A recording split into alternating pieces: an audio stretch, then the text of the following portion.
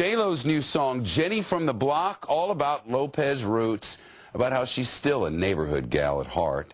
But folks from that street in New York, the Bronx section, sound more likely to give her a curb job than a blow job or block party. The New York Post, sorry about that slip up there. I have no idea how that happened, but it won't happen again. And that's your news. And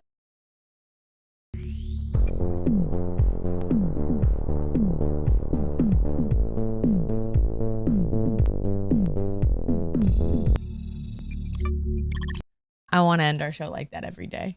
The fact that he did the I'm a little stinker face when he said, I'm not gonna, like, it'll never happen again. Like, Yeah, I'm yeah. gonna do it again tomorrow. He said, I have no idea how that happened. Folks, It won't happen welcome again. to the first, best, and only morning show in existence. I'm Anthony Carboni. And I'm Saige Ryan. And listen, it's President's Day, which means you get to French kiss the president.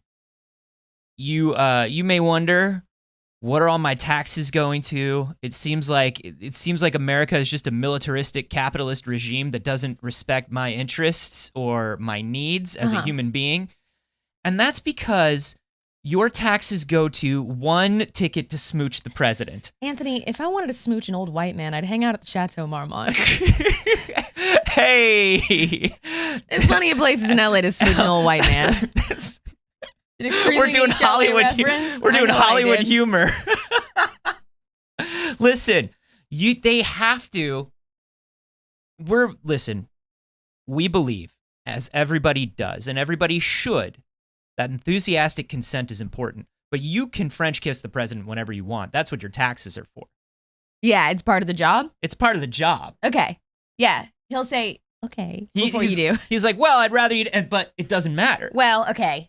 No. Because you paid for your taxes. That's just part of what it happens. It's all fine. Everything's fine. It's cool. Hey, we're doing LA stuff this morning. That was an earthquake. That's what happened. I feel like that's slightly better, but I don't know. Who can even say, really? I was looking extra pale. Listen, just all I'm saying is look it up. It's in the Bill of Rights. Yeah. Yeah. Yeah, you could kiss an old white man. You can shoot guns and kiss the president. That's basically what the Bill of Rights says. Yeah. I'm calling on my 52nd Amendment to smooch the president. Calling on my 69th Amendment. Listen. Video games. All right, we're a video game news show. I suppose we are. You could call us that. Yeah. Oh, what did that just happen? No. Oh no, that's we didn't reset it. We've been having a morning. Oh. Don't worry about that. Just hide it. Yeah. That's secret. That's not true. Now it's a secret. That's not true. Video games. Video games. Yeah, let's get into talking about some games. Why not? Hey. Do you enjoy Street Fighter? I do. But I'm not an at-home Street Fighter person. I'm an arcade Street Fighter person. It's eventized. So you haven't enjoyed Street Fighter in like 15 years? I go to arcades so much more than you think. Oh, no. I just meant like a new Street Fighter. Oh, yeah. Actually, I played Street Fighter 5. I did try it. I have it. Sure. But it's not something, I'm not a fighting game alone person, and I don't have a lot of friends who play. So I'm not going to like sit down on Steam and open up a fighting game generally. Yeah, I'm sort of the same way. I'll give it a go when it comes out. I enjoy like getting in for a few minutes and be like, yeah. Yeah, this is Street Fighter. Hell yeah. We're doing a street fighting right now. So I did play 5. Well, for those of you that do play a lot of Street Fighter, a big announcement happened yesterday. Street Fighter 6 is coming, baby. That is a big announcement. It is wild to think about like how many games have released in certain franchises and how long Street Fighter has been around and the fact that we're only on 6. Well, but you got to remember we have things like 3 alpha games. Right. And then we've got like 3 EX games. Right. And we've got, there's a lot of Street Fighter. Like Mortal Kombat, for instance. Yeah. We're on Mortal Kombat 132. Well, that's because Mortal Kombat is an honest American game that respects Gregorian numerals and goes in order, except for a couple times where it does things like Ultimate and things. But I'll tell you what. What?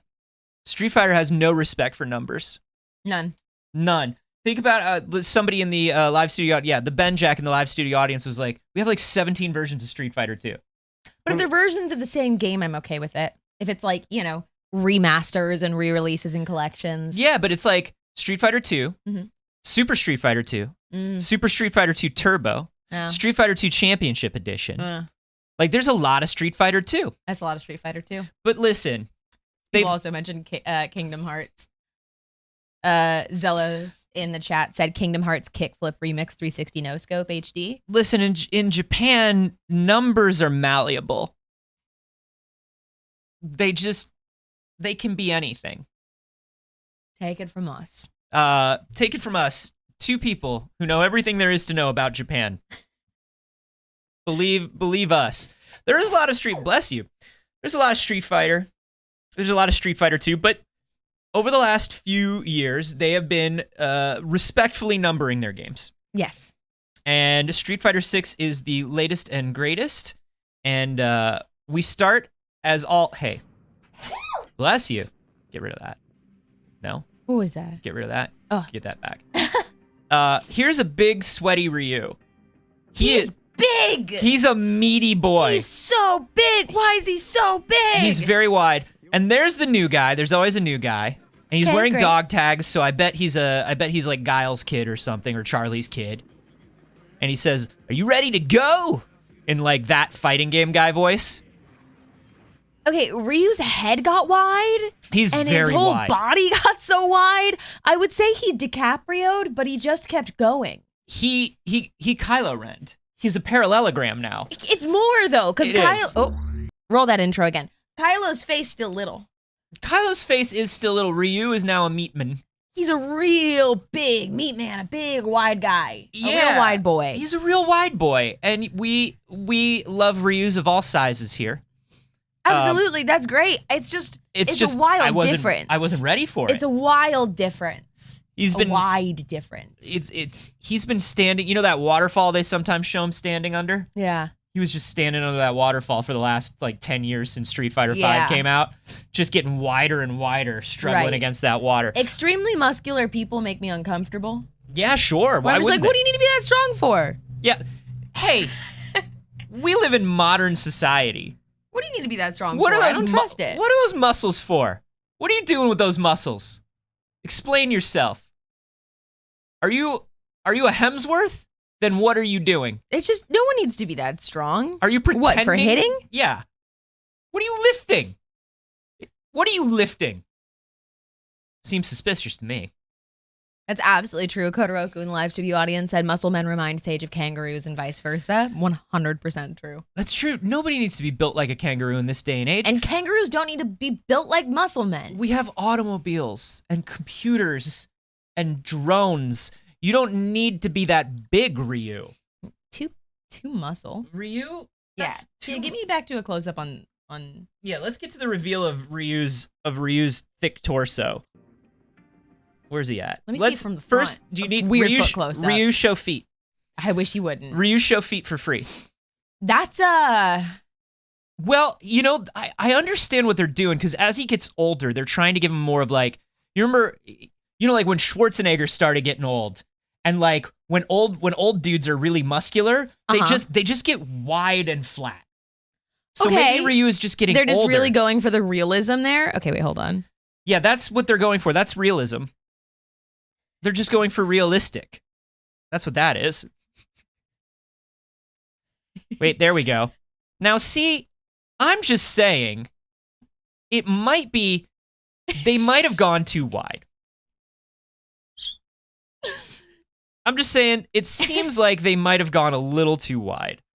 Particularly when you compare him with the new guy, who has, he's still fighting game proportions. That's the thing. The new guy looks normal muscle level. But maybe because they were bringing in a new guy at normal muscle level, they were like, well, then Ryu's got to be bigger. But the new guy, okay. Maybe it's in Ryu's contract, like Vin Diesel. But we also have to discuss what normal muscle level is then. Like a lot. Like normal for Street Fighter is my point. Oh, okay, yeah. I don't mean like that's what normal people look like. Yeah, like listen. Street Fighter normal.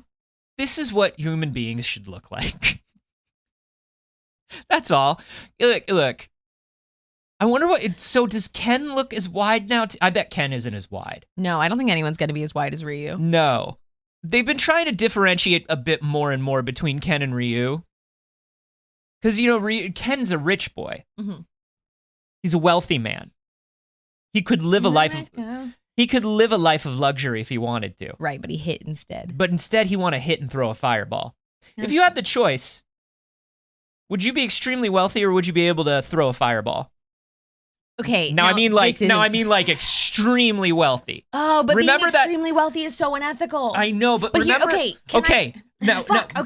Remember, Ken is so wealthy that his stage in Street Fighter Alpha was the deck of his yacht. Okay, so hear me out. He's a really wealthy guy. And we don't know how, which means the money is just as magical as the fireball. Okay. So then, here's what I'm going to say, because we're asking an IRL question here. Mm-hmm. This only applies to my life. I'm not in Street Fighter. In Street Fighter, I'd take the fireball. That sounds more useful than the money.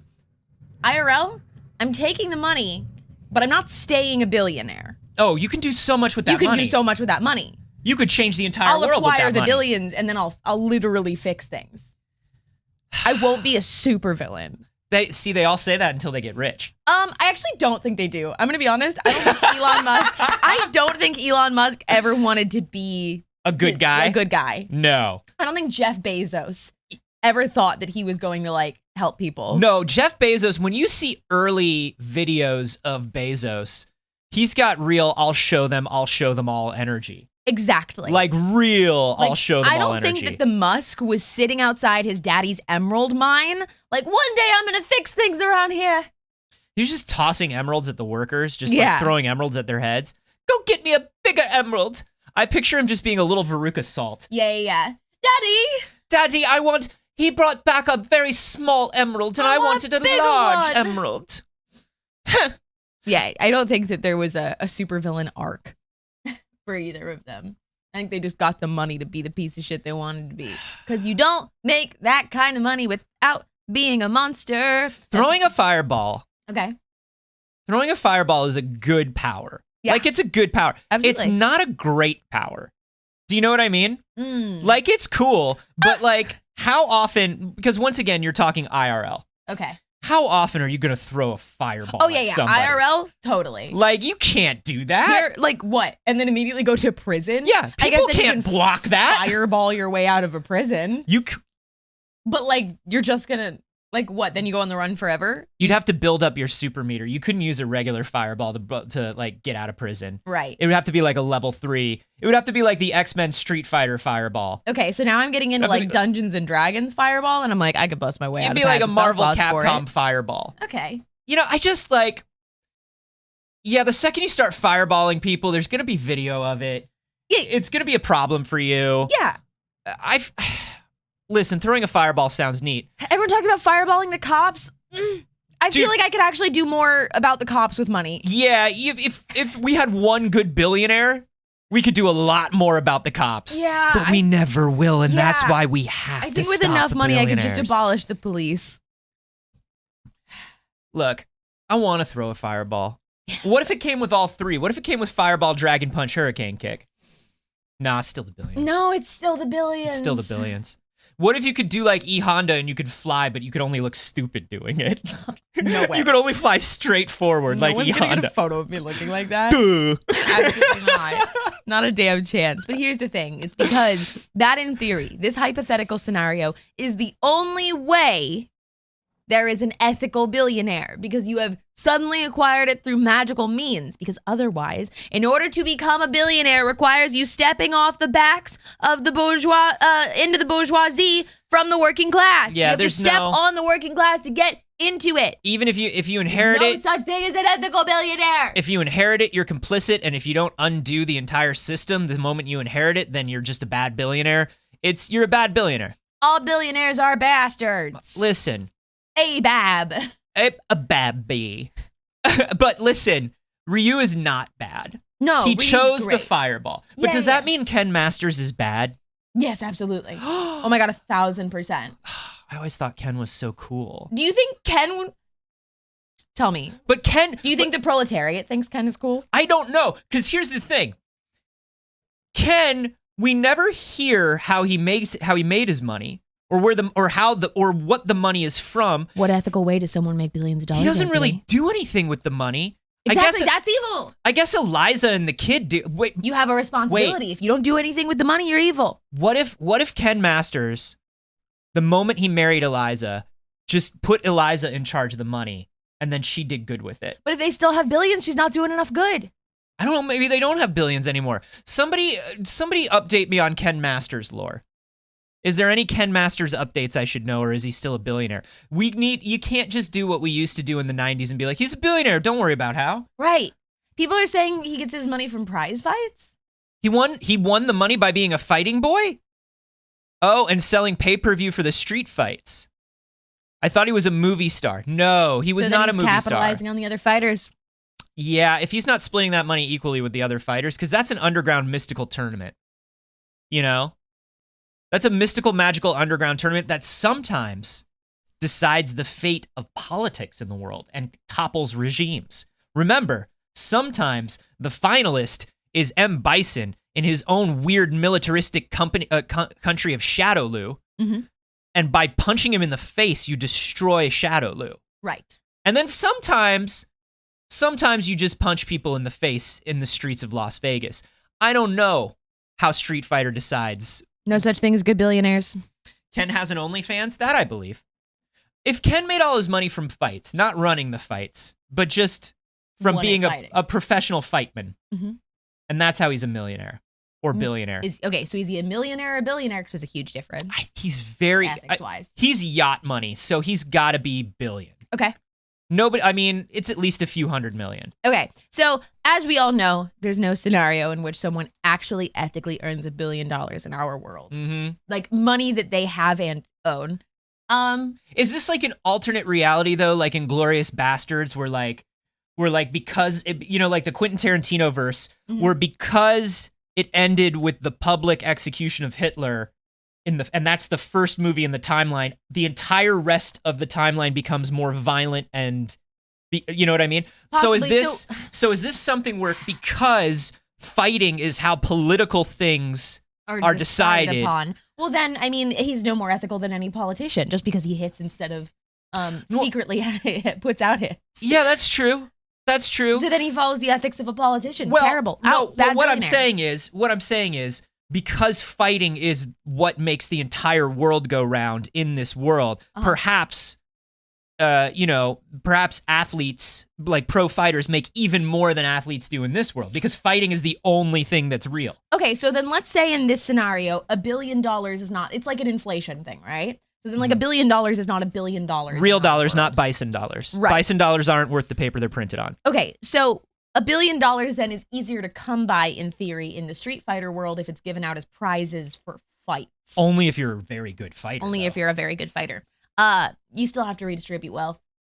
You still have to. If you're still not taking active action in your community to make it a better place. I had a lovely conversation with Abria yesterday. The antithesis of capitalism is community. And I'm just saying, he's not really doing anything for anybody else. Not really doing it. That's true. Yeah. I've come to the conclusion that still a bastard billionaire. Yeah, okay, Ken Masters is bad. It's all listen. Who's good in the Street Fighter universe? Let's discuss who's good in the Street Fighter universe, okay? Guile and Charlie are both soldiers. They're military, so they're out. I don't know enough Street Fighter lore. E Honda is he's a pro sumo wrestler. He's probably fine. Blanca was experimented on by the military and escaped to live in a village and just be a good boy. So Blanca's good. Okay. Chun-Li's a cop. Fei Long is a movie star, which is not terrible, but it's not great. Yeah. Who's good? Somebody says Dan Hibiki. Yeah, Dan's pretty good. Dan just does a list of fighters at the moment. Yeah. Sakura. Who's good? Akuma's obviously not good. He's a demon. Zangief. Here's the thing about Zangief. Zangief is like, you remember those old those old stories about like people who would show up on an island in the Pacific and there would be Japanese soldiers who still believed it was World War II? Mm-hmm. Zangief is still fighting for the Soviet Union, and it's like 2021. Zangief has just taken one too many blows to the head. Damn. Okay. Like, he ain't great. How do you feel about Jury? I don't know the backstory here, but no, Jury, Cammy, all of them, they're all very like, they are she's a fighter for Bison. Okay, because I don't know what it is about her, but I'm inclined to No, I'm inclined to love her. Yeah, but unfortunately, she's not a good person. I'm inclined to follow. Yeah, Cody's good. Cody escaped Final Fight, but got arrested and then escaped prison. Cody's probably good. Cody's on the run. Yeah, Charlie's not good. Birdie's just like a gutter punk from England. He's probably all right. He's not great. Vega's not great. T-Hawk's probably good. T-Hawk and DJ are all right. One's just literally just a DJ, and the other one is just hanging out fighting for because they keep encroaching upon the reservation. Sakura, I think, I don't know. She's just a teenager, but she really looks up to Ryu. Does that make her good or bad? I will agree. Let's see. Who is this in the chat? ZSH said, unfortunately, aspiring to fight in the streets for money doesn't usually attract the kindest people. And like, look, there are professional fighters in our world, but like, yeah, wanting to hit people for a living might not be where the bar should sit. Yeah. Crimson Viper is a single mom who just fights for the money. It's just like her job. That's pretty good. She's just like, this is just the best way to make money. I would say Crimson Viper then so far is leading. No, that's... Oh no, it turns out she works for the CIA. Fuck! Everyone's bad. I'm just gonna say it, everyone's bad. What about Ryu? He's just wide. Is his true crime just that he's wide? No. Is his true crime just that he's searching for enlightenment through, well, he is searching for enlightenment through violence. Okay, you know what? We're going to have to revisit this. We have a whole rest of a show to do. It's almost 9 a.m. already. And we've only talked about Street Fighter. We're going to come back to this. I think at some point we should revisit this with a full, actual deep dive into, I'll research the proper backstories of these and put these in different categories of who we think is the best people and if anyone is good. We're going to do a tier list? I think we're going to have to. We're going to do a Street Fighter tier list? It's going to kind of be tier list. But the categories have to be different. It's not just like best to worst. No. Because it's more complicated than that. But we're doing a morality bracket. Yeah. It's all more complicated than that. In addition to announcing Street Fighter 6, Capcom did announce another fighting collection anthology called Capcom Fighting Collection. Wow. How did they come up with the name? Listen, somebody over in branding was working overtime there. So in the Capcom Fighting Collection, we have 10 games. We've got Darkstalkers, we've got Night Warriors, we've got Vampire Savior, Vampire Hunter, and Vampire Savior 2. Hey, if you're going to keep putting out the Darkstalkers games over and over and over again, can we just get one new one? Can you redraw one sprite? They didn't even redraw the Darkstalkers sprites for Marvel Capcom. Do you remember like looking at one of like one of the newer Marvel Capcom sprites, like next to a Darkstalkers character, and the Darkstalkers character looked like a Wreck-It Ralph joke. It looked like a Wreck-It Ralph joke about like, we ran, or like Roger Rabbit running into like a black and white silent cartoon character. Damn. It was so bad. You're gonna get Cyberbots, Super Gem Fighter Mini Mix, which is, I love it. That is the Super Puzzle Fighter characters, but in an actual fighting game. Okay. And they do like super cartoony things, like they get out mallets and stuff. Incredible. Sounds fun. One of my favorites, Super Puzzle Fighter 2 Turbo, and then Hyper Street Fighter 2. I forgot about Hyper Street Fighter 2. Yeah, of all the Street Fighter 2s. But the big one for me here is they're releasing Red Earth. Red Earth was the CPS3 fantasy fighting game that came out around the same time as Street Fighter 3 that has like fantasy monster combatants. So, pretty good. I don't know how that happened. Nothing happened to nobody. But it won't happen again. But it won't happen again. Oh, I forgot I can't do full screen. Relive 10 classics again and again and again. Again and again and again. Digital rights are a nightmare. Live the nightmare of digital rights with us. Did you buy this before? Oh, yeah. Look at those old-ass Darkstalker sprites. Yeah. I'm honestly not mad. No, It sounds fun. Look, I like the Darkstalker games. I do. I like having a collection like this for when friends come over. Yeah. Hey, Something to just fuck around with. Saige, Yeah. are you like me where you're feeling like it's probably closer and closer to time when friends are coming over? I'm feeling like company is coming. I'm feeling like company's coming, Yeah. Saige. I feel like company might be coming soon. I also feel that way. But that's friends Red might be Earth. coming. Red Earth is super dope. That's cool. And it never got a home console release. Mm. Look at that big, beefy lion man. It's pretty good. That looks great. I'm into it. How much is the collection, did they say? It's going to come with, I don't know, They didn't give us a price yet? June 24th. All right, it's not until June. It makes sense, so we don't have a price yet. What would you pay for it? I don't know, man. I mean, like, I'd like it to be 15. Like, I don't want to pay more than, I certainly don't want them to charge more than 20, but with 10 games included, I feel like they're going to try to charge like a $40 price point. 40? 30 to 40. I just, Y'all are thinking $39.99? I'm thinking $20. I'd it love to pay 15 for it by the amount I'll play it. And here's the other thing about it is it doesn't look like it's going to be $39.99. It's $39.99. Fuck, $40? Yeah. Those are too old of games for $40. Well, Come that's on. the thing. And they I know didn't- there's a lot of them, but like if I could go play it for 25 cents on a machine, you shouldn't do that to me. Well, not only 25 cents on a machine, but like, can I tell you how many platforms I own most of these games for at this point? Yeah. Like, I really do. And also, this is not like the Mega Man collection where they're bringing in Digital Eclipse and they're making sure that it runs and looks exactly the way it did on arcade hardware. Mhm. This is one of their license the MAME emulator and slap it in a collections. Yeah. $40. Now, it does have rollback netcode, which Play Games Patty says for rollback netcode, I'll give him 50, which is a big deal. Adding like really good responsive netcode if you're the kind of person that plays Right. fighting games online, that's huge. Big deal. Here's the thing. I ain't that guy. I want a friend next to me on the couch. Exactly. I want next to me on the couch, Uh-huh. and we play the game, and I give them the bad controller.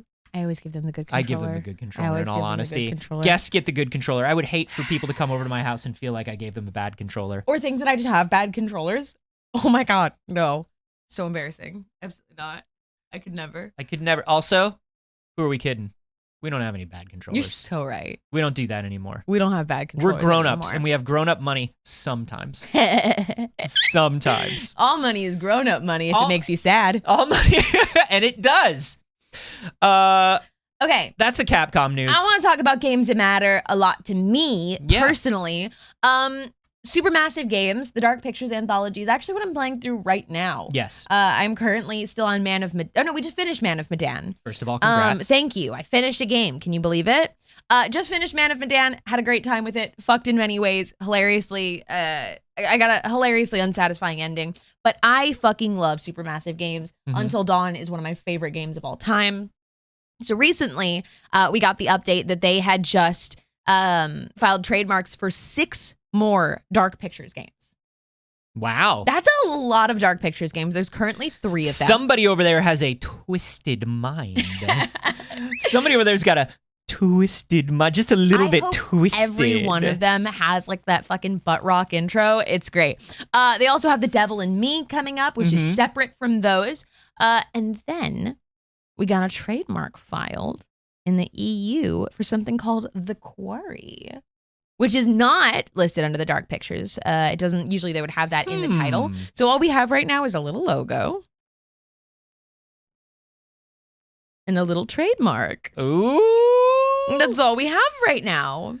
Boy, I love that they're just cranking on this stuff. I also love that they're just cranking on this stuff. this is my favorite kind of horror game. I love a like choose your own adventure style, plays like a movie kind of horror because I'm a big horror movie fan. Well, oh my God, I get to make decisions in the horror movie. That's my fucking jam. And they are really taking the Telltale approach to this, where it's like, we have the engine. Yeah. The engine works. Yeah. It's built to do this thing. We can slowly add stuff to it. Yep. But as long as we keep making games like this that are more about the story than anything else, they can just keep making shit on that engine. We can keep making stuff on the engine. I'm very excited about this. That is so many games. So that means right now in the lineup, they have 8 games. 6 Dark Pictures. Each spookier than the last. I hope so. I'm very excited about it. I fucking love supermassive games. The Devil in Me is part of the Dark Pictures anthology, and when is it? I don't think we have a release date for The Devil in Me right now. No, it's October. Oh, it was supposed to. Well, it was supposed to be in October. Sometime this year. Oh yeah, supposed to be sometime this year. 2021. So maybe they'll release it for spooky season. But that would be a full year delay because it was supposed to be October 2021. No, I think they were just announced. It was just announced October 2021. I don't think it was delayed. Oh, was it? Yeah, I think it was just announced last year. I thought it was supposed to be in 2021. Yeah. So we'll see. Maybe it will be like that spooky season release. I hope it's actually this year. Obviously, so many things are getting pushed out of this year. For a second, I thought I had candy in my pockets. I don't.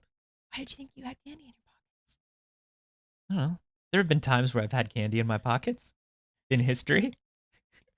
Okay. Like historically speaking, there have been a few times where I've had candy in my pockets. Sure. Enough to convince you that at any time it could be there? There was just something about the way my pockets were just hanging, were just feeling. Okay. That like, I thought maybe there was candy in them. Okay. Kind of a candy feeling to it. It had a bit of a candy feeling to it. A bit of a candy vibe going on. All right. 8 spooky games, no trick-or-treat candy to go with them. I'm so sorry. That's such a bummer. In other gaming update news, let's talk about my favorite people, Remedy Games. Okay. The good Scandy team that makes all my favorites. They've had a shooter coming. Now, I felt like with the name Crossfire X, they set themselves up to do something really generic. Right, but I thought that they were doing that for a reason. Like, I thought Remedy was like, here's the deal. Remedy has been working on a multiplayer shooting game. Like, supposedly it's going to be like a, sort of like a free-to-play multiplayer, like it's their game as a service. Yeah. And I was like, oh, they're going to add some weird stuff to it. It's going to seem normal, but then it's going to be real Remedy. Which, like, if you've played Control, you've played Alan Wake, that would make a lot of sense. Yeah, Quantum Break, the first 2 Max Paynes. It's all weird. It's weird, baby. Control is weird. And I was thinking about, like, particularly a military in the world of Control, right? Yeah. Which, we have the organization within Control, but I was thinking about, like, in a world where there's that much weird stuff going on. Yeah. What does a military shooter look like? And that could be very interesting. It could be so good. But it isn't. No, it's just it's just a shooter. It's just a regular shooter. So far, people seem to be pretty disappointed with it. They did just release their first campaign in it, or I don't know if this is the first one. It's a new campaign called Catalyst that was released in it. Obviously, it's free to play, game as a service. These will be updating. There will be new adventures and campaigns that they release for it. The men have broad shoulders. They're wearing a lot of ripstop cordura. They're military. Yeah. It's a console-focused spinoff of Crossfire, which right. I don't know Crossfire. I also, apparently it's very popular. I knew nothing about Crossfire. But people are saying it's a lot more just like Counter-Strike or Call of Duty, which is not, I think, what anyone wanted from Remedy. People who want to pick up a Remedy game and who are fans of Remedy games, like, there's already Call of Duty. There's enough Call of Duty. Yeah, I want to hope that they're still hiding something from us. But at this point, if people have been playing the campaign, if journalists have been playing it and they haven't even hinted that there's more, then that means this is what it is. So it sounds like This sounds like the game that Remedy is making or signed on to make to sort of keep the lights on in that uncertain period when Between like they were games. working, when they were finishing up Control and they were like, is Control going to work? We haven't announced Alan Wake 2. We don't know what's going to happen. Like, yeah, we'll help. We know how to make shooters. We make good shooting. We'll help Smilebit make this shooter. Yeah. I don't know. It's weird. Maybe they're trying to transition into... Will it even do that, though, asks Fraud Monet. Well, they were contracted by Microsoft to help Smilebit make this game. So Daddy Phil is probably writing checks for this. Right. And maybe they're just trying to test out, like, Remedy as publisher, Remedy as co-developer, so they can keep making the good stuff. But also, you know, they are great at making shooters mechanically. Well, according to the review, they didn't do great. Kotaku, Oh, no. Kotaku said, beyond the technical oddities, Crossfire X multiplayer sucks. I played a few matches, hated basically every minute of it. Even after the devs fixed some of the most annoying problems in the game, it's still a wonky and not very fun to play military shooter. Yo. Yeah, they said that it's essentially, so the game is Crossfire X uses the Unreal Engine, Sure. but is built using the Northlight engine, the same tech that powers Control, How? inside of Unreal somehow. They got double engines going? They got double engines going. They double dipping? Yeah. Ooh. I don't know. This is interesting. Blade of Creation just dropped some Wikipedia about Crossfire into the live studio audience. It's apparently the most played game in the world. And like a bunch of people in our chat were like, I don't know, I think it's big in China. Yeah, people are saying it's China and South Korea. Interesting. So this is the other thing, is perhaps this is Microsoft using Remedy and Remedy's sensibilities to try to bring Crossfire, the biggest game in the world, into America in a larger way. Yeah. But, you know, baby, over here, we don't do military shooters as much anymore. Over here, my shooters have Spider-Man, and they have Ryu, Mhm. and they have live music, and they look like a cartoon, and Yeah. a man is a banana. Right. Like, Yeah, the other thing in here is they said, I can't think of a recent game that included a campaign built in one engine by a dev inside another game created by a different studio in a separate engine. So it's because they're using Crossfire. so It's because So- Crossfire is built on Northlight. no. Crossfire would be built on Unreal, right? Or because Northlight is the Alan No, Wake Crossfire X uses Unreal Engine. engine. Right, but that which is built using the studio's own Northlight engine that powered Control. So Mm-hmm. the Northlight engine is Remedy's engine. Unreal Engine is the larger engine. So does that mean Remedy made the single player campaign in Northlight inside of Crossfire, which is built in Unreal? Yeah, Crossfire uses Unreal Engine. Crossfire X. Right. Crossfire X uses Unreal Engine. Right. This part of the game would be developed by Remedy and is built using the studio's own Northlight engine. Yeah. So that means Remedy is making the single player campaign in Northlight, which is in Crossfire X's multiplayer, which is in Unreal. This is a lot. Is a mess. Just like every other Remedy game, this has layers. But they're not the layers you want. They're not the spooky layers of meaning. This is wild. So that means when Remedy came on, they were like, we want Crossfire X to have a single player campaign to bring people in. And Remedy's like, great, we'll make you a single player campaign. And they're like, great. Crossfire is just made in Unreal, so you can just make it in Unreal. Everybody uses Unreal. We do not. We do not. We use our own engine that is made for Control in Alan Wake 2. Right. So they made the campaign Woof. in a different engine, and it shows, essentially.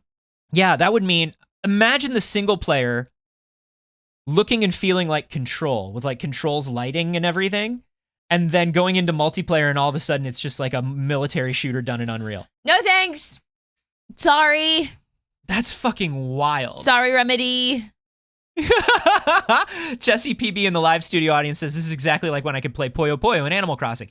Imagine an entire NES inside of a television that's shaped like an apple. Oh. And you could play Balloon Fight. I remember. You could play Balloon Fight. Why didn't they put that in the new game? Oh, because they charge for that stuff now.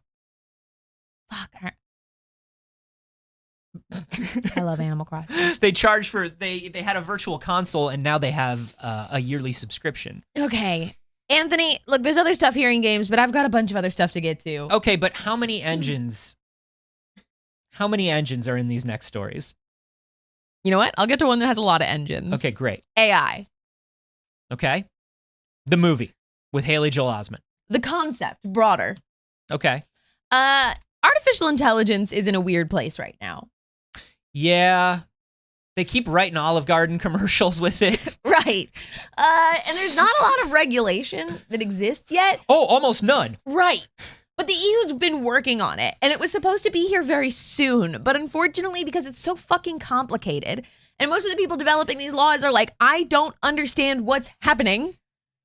It's hard to regulate something like artificial intelligence when even the people who make artificial intelligence can't really tell you the, like, constraints of it. Well, that's the trick. The EU has sort of been trying to lead the way with legislation about robots and AI and you know, like the UK made it, like, tried to pass a law about killer robots like 5-6 years ago. Like, yeah, they're thinking about it, whereas we're just like technology, make money, go burr. Yeah. So the UK and the EU are working on some laws, but they've run into some snags along the way. Like, what the fuck do we do? So it'll be another year, it would appear, before any regulation comes to the UK or the EU for artificial intelligence. You can do whatever you want for AI for one more year. You can do whatever you want for one more year. We got to do everything we've ever wanted to do with AI. What do you want to do with AI? I want to teach it to throw a fireball. Okay, I want to make millions. There was like this really weird story that was going around the other week about there's an AI that people are using. I believe it's like the GPT-3 or something like that people are licensing and using, and they're making their own like hosted instances of. Mm-hmm. And like somebody tried to make an AI girlfriend with it. Ugh. Yeah, and they had to like shut it down because they were like, this is too creeps. This is too creeps. Yeah. And it was the company that shut it down, the company that hosts the AI instances. But there is no regulation. There is no regulation. If you want, like, it's weird the things that you build an AI for. Like, here's the problem. I don't know how we ever get to a point in regulating AI where that can't be a thing. Like, you can't say you can't have an AI girlfriend. Is that going to be a law? But the AI has to want to be your girlfriend. You can't force an AI to be. But if you build an AI is built and developed specifically to be a girlfriend, right? And like, look, there's a larger conversation about what should and should not be done with it. But when it comes to robot girlfriends, AI girlfriends, any of these things, any of these artificial variations that are presented as women, that's very dangerous for us. Because that's going to be another one of those things that makes men stop viewing us as people. We can't have that, because that becomes a world that becomes exponentially more dangerous for women from incels, you know? Yeah. Meanwhile, Dateline, Japan.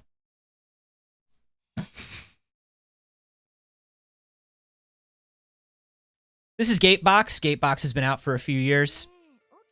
Gatebox is an AI girlfriend in a jar. Placebo, same.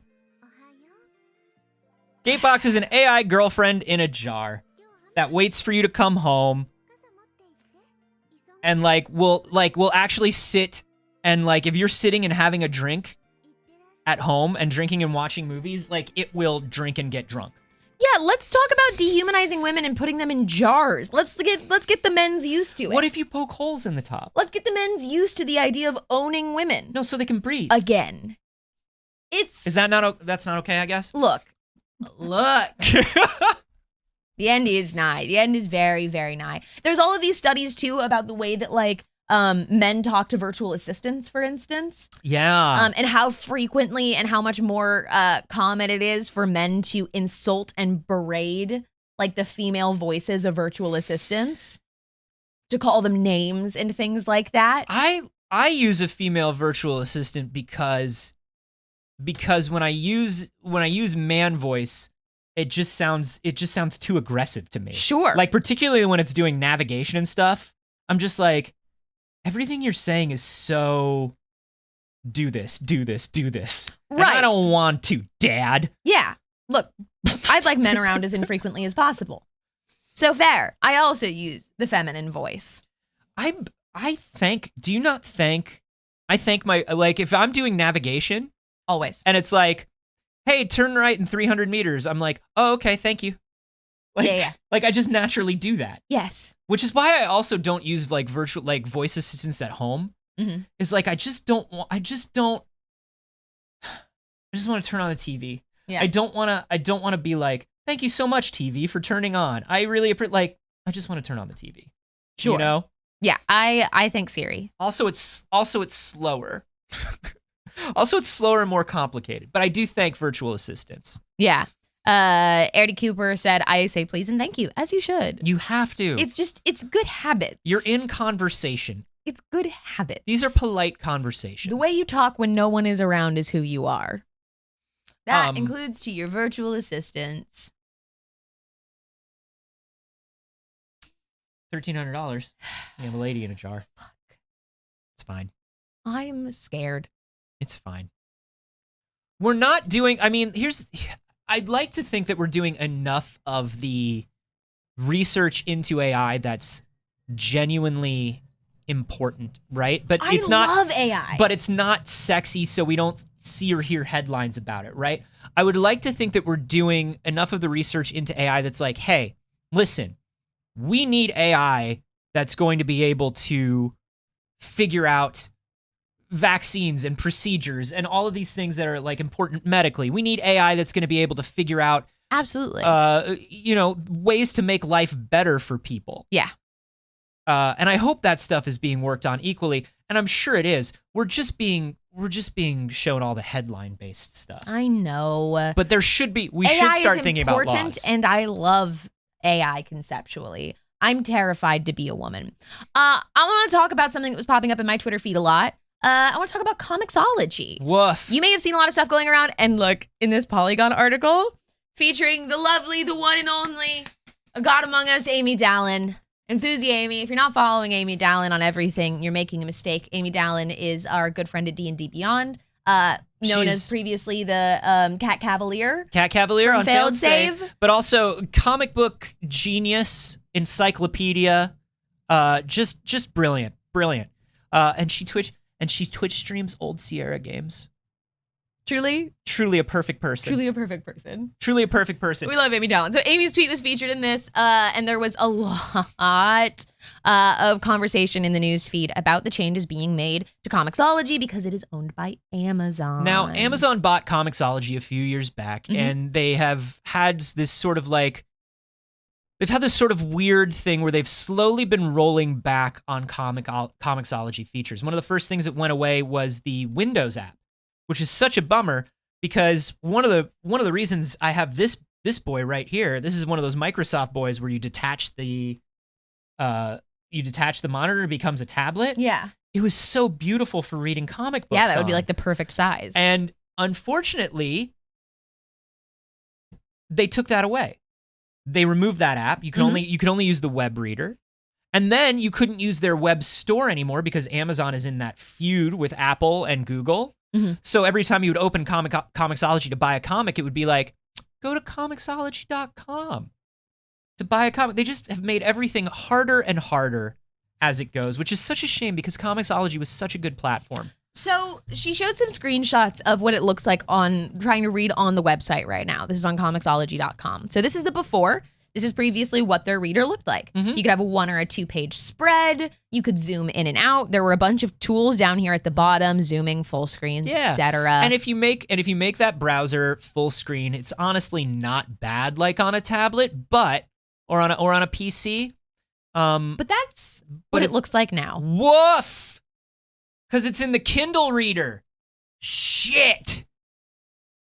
And you can't zoom in. No. You can only zoom in on your computer like, I can do because the Kindle reader isn't built for that. So if you're going to do a 2-page spread like that and present it as one thing, Kindle doesn't know how to do it. So they do it as, oh, that's terrible. That's awful. Here she linked to a thread of a bunch of other terrible things.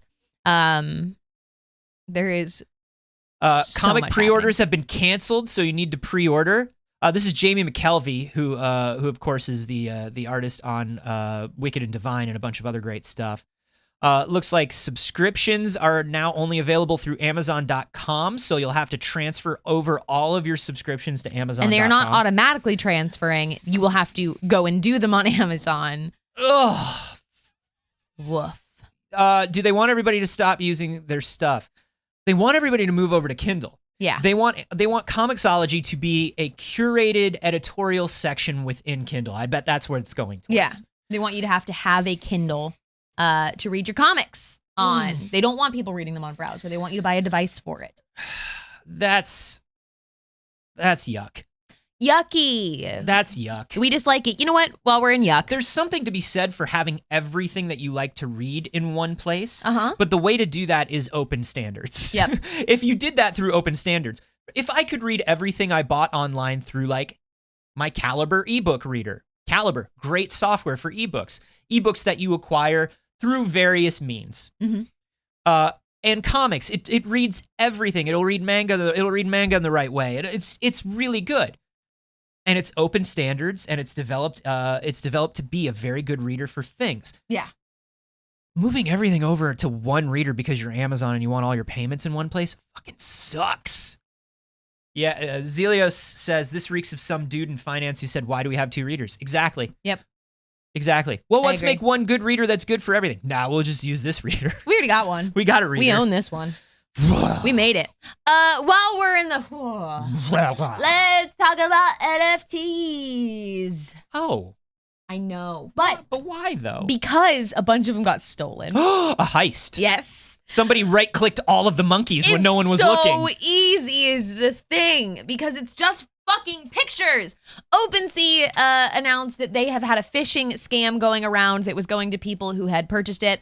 For those of you who do not know... OpenSea says it is the largest NFT marketplace. Buy, sell, and discover the Internet of Goods. Yeah, OpenSea, by the way, is mostly known for having a lot of stuff stolen from DeviantArt. A lot of stuff stolen when those dudes were trying to do their own Magic the Gathering NFTs. Yep. They were trying to put them on OpenSea. Yep. OpenSea is a name and a promise because of the financial piracy and stealing of art that goes on there. Right. Kodoroku dropped this into our Discord. Thank you for suggesting this story. Over $200,000 worth of NFTs were stolen through an email phishing hack because, quite simply, it's that easy. You're dyscalculating. 200 million. Yeah, no. I can't see how many zeros are there. It was two things going on. It was number one, it was dyscalculia, but it was also the disbelief that there could be $200 million worth of anything, including NFTs. 200 million. I'm sorry. That is so fucking funny. Somebody ran off with all the monkeys. Somebody took all your monkeys and right-clicked them, and that's so fucking funny. I'm going to make all of your monkeys kiss all of your lions. They're going to smooch. And it has no value. The things that you paid. So people had spent $200 million on all of these for things that were stolen and are worth nothing. It was a fucking phishing scam. Yeah, that's what I said. It was an email phishing. It was a because phishing. it's that easy. It's that easy to steal an NFT. And the people investing in it are that stupid. That's they spent $200 million in NFTs, Anthony. Of course they are. Facebook at hotmail.com just sent an email to my mom saying that that she needs to reset her Facebook password. This shit is so funny. They posted and they're like, hey, the hack has stopped. Don't worry, everybody, but have nothing What to do you offer mean the them. hack has stopped? It's a phishing scam. You can't stop that on your end. Exactly. You stopped somebody from using a JPEG of your logo? You can't stop me from using JPEGs of your monkeys. You can't even stop me from stealing the one that's worth something. I'm gonna take your logo. I'm gonna email people. I'm not admitting that I did this, because if I did, I wouldn't be here today. True.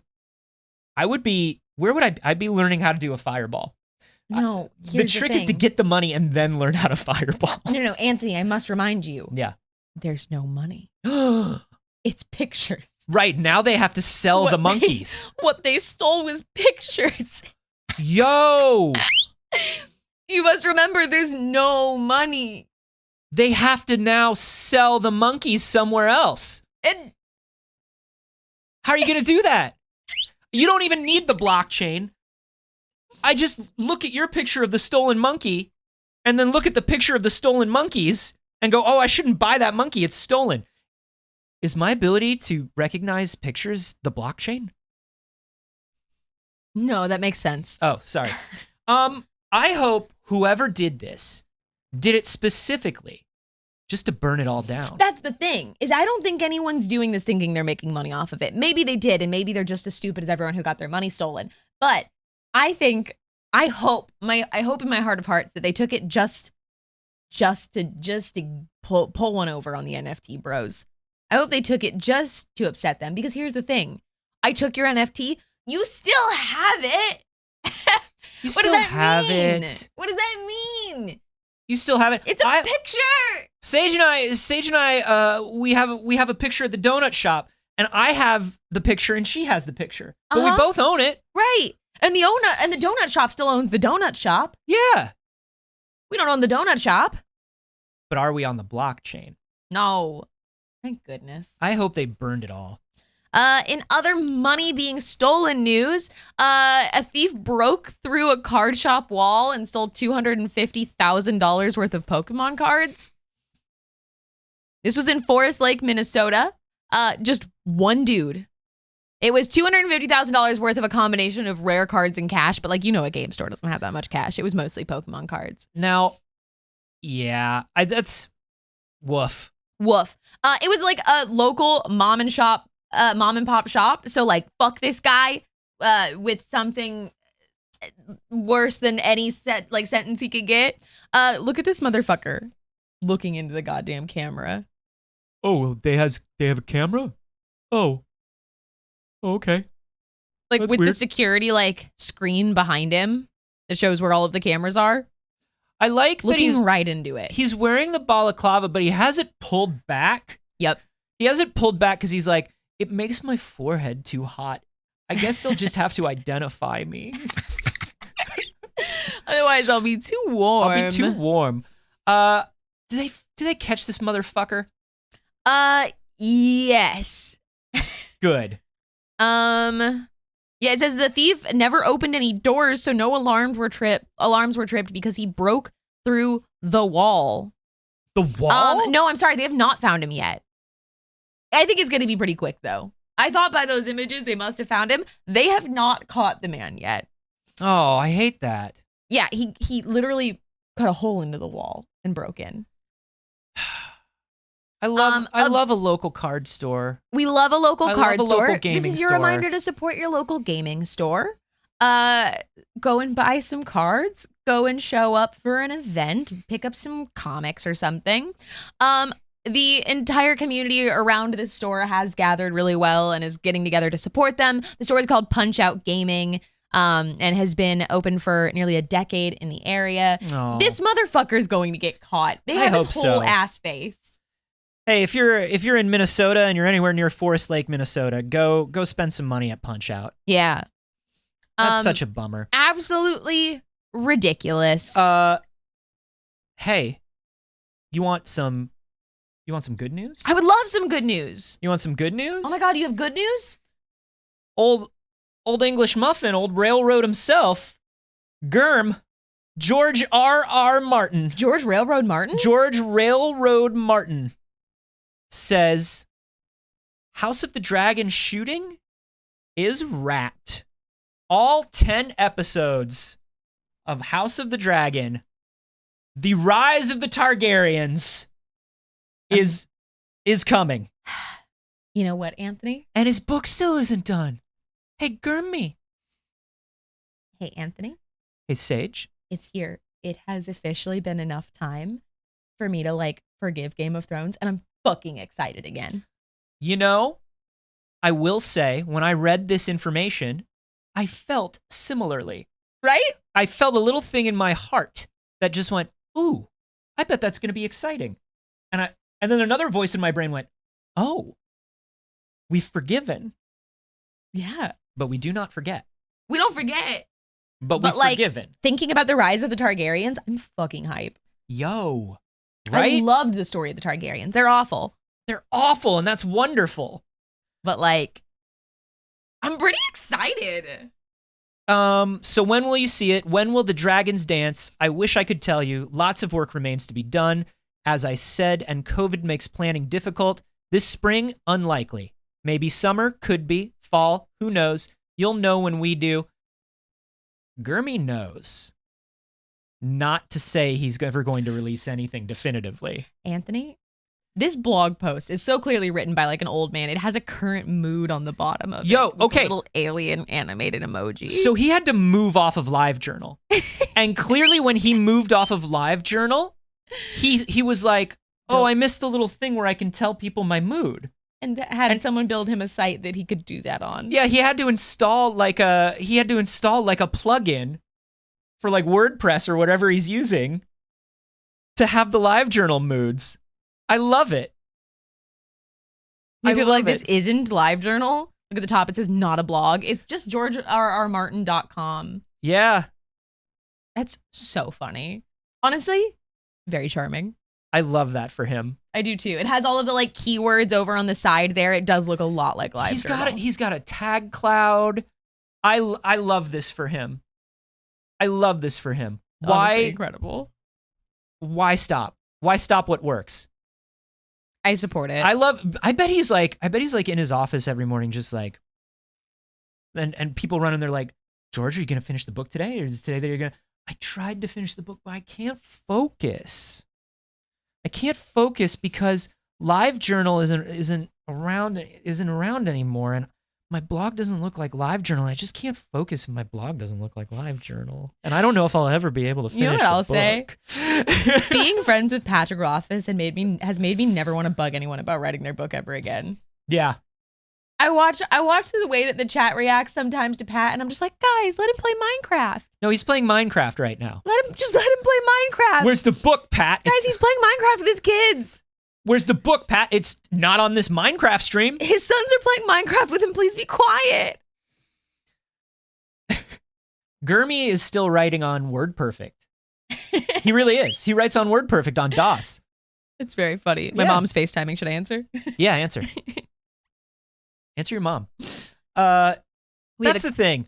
And I can't even imagine what it's like to have the stress. We joke about Old Railroad here, but I can't imagine what it's like to have the stress of like finishing the most popular series of books after the TV show tanked, torpedoed. It's his job to not just to end the series that he's been writing for decades, but also to end it in a way that makes up for the sins of the television series. I mean, think of a pop culture event that nerds ever have been more unanimous on than the ending of Game of Thrones. That they've been more upset and more on the same page of. Like, you think about people getting upset, you picture, I don't know, the Snyder Cut call. That's a faction of nerddom. Everyone, the greater majority of nerds were all like, fuck the ending of Game of Thrones at the same time. And that's rough. Yeah. That's rough to come back from. That's we have a couple more pieces of news. A big one. Let's talk about that Halo TV series. Halo TV series. It's coming to Paramount Plus, along with all of those other good things that are coming to Paramount Plus. You're going to be able to watch Master Chief kiss Knuckles. And that's a promise. That's the Paramount promise, is what they say. That can only happen on President's Day. It's the Paramount President's Day promise. Right. Sonic is the president of Paramount. Yes. That makes sense. So 343 released a statement from Kiki Wolfkill, that's the head of transmedia, said, I think that we set out to tell a character story and a personal story. And once we really got into what the story was, it became clear that you really needed to see the person in armor and under the helmet. You will see his face. For some people, it's been a moment 20 years in the making, and other people, it's something that feels very hard to imagine. We absolutely respect both sides of the fence, those who really want to see Chief's face and those who really don't. But for the nature of this story, it felt really important to connect with Master Chief in a different way, and that meant showing the face. I think that they looked at Mando. I think they watched The Mandalorian. I mean, yeah. They obviously, but okay. How do you feel about seeing his face? I don't wanna. I think I don't want to either. I don't wanna. Obviously we have to. It would be weird, but it makes perfect sense. What they said here, I completely agree with. It makes sense, but I was sort of thinking that, like, from the stuff that they had showed us before, you remember we were talking about how, it seems like maybe it doesn't focus entirely around Master Chief, and maybe Master Chief is like just comes in sometimes. No, and it seems like this is a character story about Master Chief now. So you have to show Master Chief. And that makes sense, but here's the thing. It could be very good. The margin for error is just very large in that, because that's now inherently going to be, when you're playing the games for the rest of your life, a little bit how you picture his face. I want him to be a 12-year-old with freckles. And I want it to just be the helmet that makes his voice sound like that. And I open it up and he's just a little guy. Right? He's giant, right? And then they open it up, and he still has the big body from being raised in a tube tank. Right. But he's only 12 years old. Pills and Advice said, I want him to actually sound like Kettle. Yes, he should just be Edwin. Just, hello, it's me, Master Chief. That is excellent. Honestly, Xander Genre for Master Chief. Hey, can we please just get Xander Genre for Master Chief? That's all I'm asking. Like, honestly. That's all I'm asking Could for. we please? We started a little late, so I think we could probably run a little late. We can get a couple more things in. Yeah, sure. Because I want to end on that other thing you just clicked on. That's the least important piece of news on here. What, I'm going this to end thing? on that, but I've got one more to get to it before that. Okay. Hey, just a quick, if you're a DC movie fan, visual spoiler. Yeah. Coming up. A leak from the Batgirl. A leak from the Batgirl movie is coming up. So if you're not interested in seeing leaks, there was a costume leak. That's all we're going to say. Yeah. There's a costume leak. Obviously, this is information about characters that we knew were going to be there, actors that we knew were going to be there. Yeah. All of this has been very much information. Mods will let you know in chat when the spoiler's over. Thank you, mods. I think, if you're available. Thank you very much. If you're available. If not, I'll let you know. Turns out I'm a mod. I'm going to ban everyone. I don't think you are. Are you? Are you a mod in this channel? Yeah, I think I am. You have a sword? Yeah, I think I have a sword. Huh. Y'all, okay. She's just made a mental note to take away the sword. All right. So, leaks begin now. The Michael Keaton Batman suit has been not revealed, but leaked. So, first we have a photo of Classic. There's the bat suit from Michael Keaton. And then we have some photos on set where it looks like they really steered very close to that. Now, it is a mix of Classic Keaton the suit. classic Keaton suit and the Alex Ross Kingdom Come suit, where he's got the big straight cape cover. All I can find is his armor, but there's a Batman in Kingdom Come that this is clearly based on.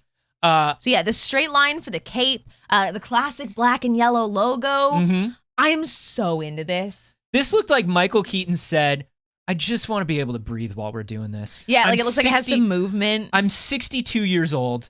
Please let me breathe. It looks very leathery. It does look very leathery. Like a very patent leather. Which I think, it really makes sense for that Batman world.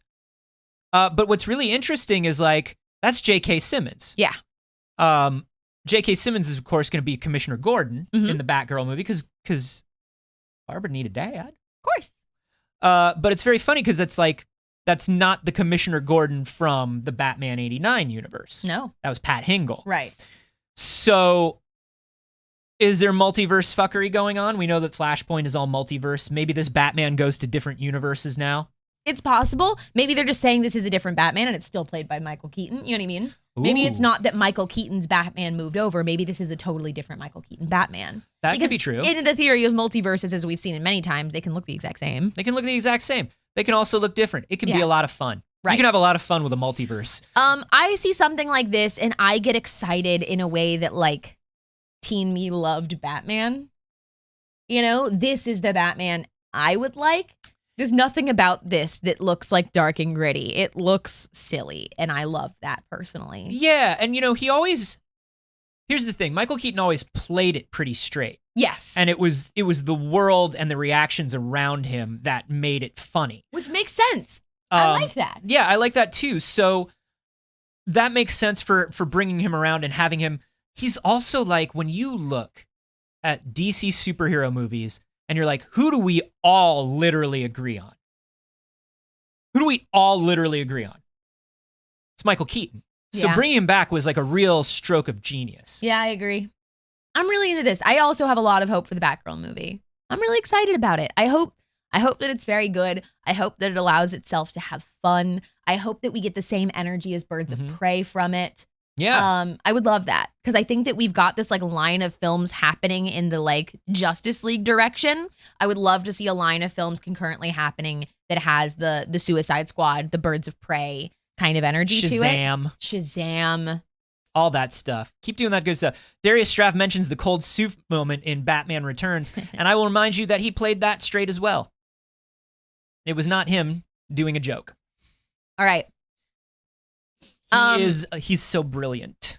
Y'all, also, you might have seen a lot of photos of Henry Cavill on your feed, talking about, you know, DC, obviously, your very own Superman. I love this. Henry Cavill is a precious being. Henry Cavill, as we all know, loves Warhammer. Loves Warhammer. He loves to paint minis. He got some of the people on sets of his most recent movies to start painting minis with him. Yes. Because they found it therapeutic. Mm-hmm. He genuinely is a dork. He's a dork who put on 80 pounds of muscle and is now Superman and Geralt. Beautiful dork. He's a beautiful theater dork. And a ton of these feeds were going across my Twitter feed this week of Henry Cavill with various employees because he stopped by the Warhammer HQ. Come on. And it just seemed like everyone had a lot of fun. All of the posts from the employees were just like, this was the best day ever.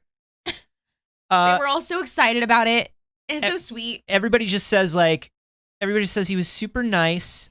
They had a lovely time. He took pictures with literally everyone. They make Warhammer jokes with him. Yeah. It's very good. Just a good nerd. Okay. And we're speeding through the end of this news because it's 9:40 a.m. But the last piece of news. 9:40 a.m.? I don't even have any candy in my pockets. We'll get you some candy stat. But first, Anthony, please, it's important. I have to tell you. Big Time Rush is going on tour. Y'all, Big Time Rush, the fictional band created that became a real band from Nickelodeon's self-titled show Big Time Rush. If you are a youth millennial or early Gen Z, you might have grown up with these boys. Big Time Rush was trending on Twitter today, and I said, why the fuck would Big Time Rush be trending on Twitter today? These are just some dads. This is the Big Time Rush Forever Tour with special guest Dixie D'Amelio. Okay. What? Dixie D'Amelio's the guest. Do you think that guy's kid told him to wear the cool bomber jacket? Maybe. I don't know. These guys like aren't that old. They're not that old, but I mean, it's so weird. They look like, it's so funny. They're just like in button downs and hanging out. They look like they have a band after work. They look like they have a band after work. You know? And they might. I don't know. There's a bunch of people being like, who is Dixie? Huge TikTok star. Sibling of the other D'Amelio, Charlie D'Amelio. Dixie and Charlie, yeah. Dixie and Charlie are some of the biggest creators on TikTok that exist. So this is the Big Time Rush Forever Tour. Can you name a Big Time Rush song? They did one with Snoop Dogg, I can tell you that. I don't know anything Snoop Dogg will be on anyone's song, though. We know that if you just ask nicely, Snoop Dogg will do anything. He'll do any commercial. He'll be on any song. I just want to show I'm going to be honest, off. I can't, off the top of my head, name a Big Time Rush song. Look at the early to mid 2000s haircuts on these boys. Look at those swoopies. They're so swooping. Every one of them looks like Anthony Padilla. Admit to no one that you have a forehead. No one can know. Right. If they see your forehead, the game is lost. Exactly.